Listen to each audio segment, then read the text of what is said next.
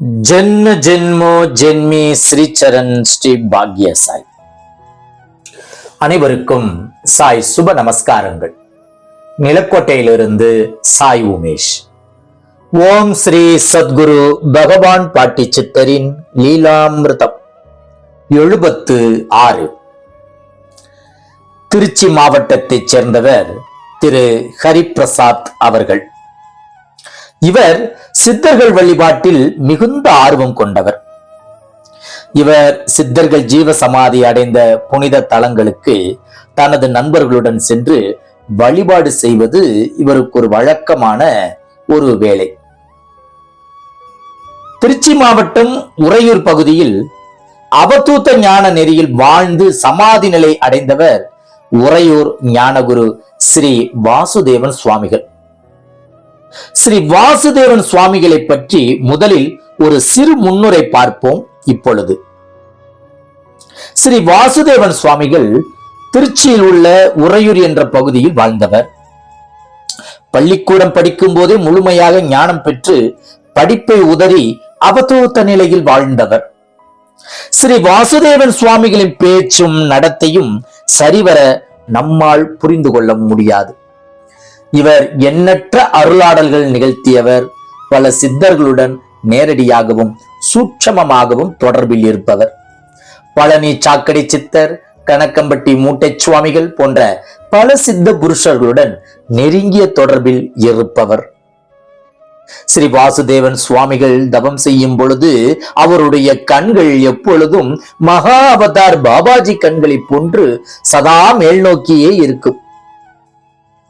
ஸ்ரீ வாசுதேவன் சுவாமிகளை வழிபடும் பாக்கியம் பெற்று திரு ஹரிபிரசாத் மற்றும் அவரது நண்பர்களும் சுவாமியை தரிசிப்பதோடு மட்டுமின்றி சுவாமிகளை அழைத்து கொண்டு ஜீவசமாதி திருத்தலங்கள் மற்றும் வாழும் சித்தர்களை தரிசித்து வணங்கி வழிபட்டு வருவார்கள்.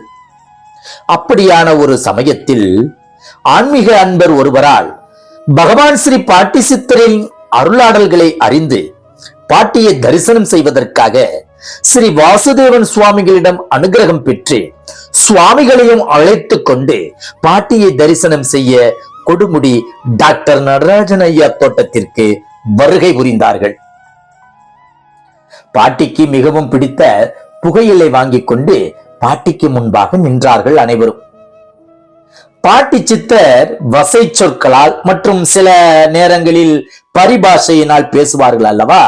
இவர்கள் அதை கண்டு சற்றே தயங்கியபடி பாட்டி முன் திரு ஹரிபிரசாத் அவர்களும் அவரது நண்பர் திரு தேவராஜ் அவர்களும் நின்றிருக்க அக்கணம் ஸ்ரீ வாசுதேவன் சுவாமிகள் இவர்களிடம் இருந்த புகையிலை கட்டுக்களை வாங்கி பாட்டியிடம் சென்று பாட்டி இந்தா என அழைத்து உரிமையுடன் கொடுக்க, அதுவரை பாட்டி ஒரு குறிப்பிட்ட திசையை பார்த்து கொண்டு தனது அழகிய கரங்களை மேலும் கீழுமாக அசைத்து கொண்டிருந்தவர் அப்புகையிலையை சுவாமி ஸ்ரீ வாசுதேவானந்தரிடம் வாங்கி ஆவலுடன் உண்ண ஆரம்பித்தார்.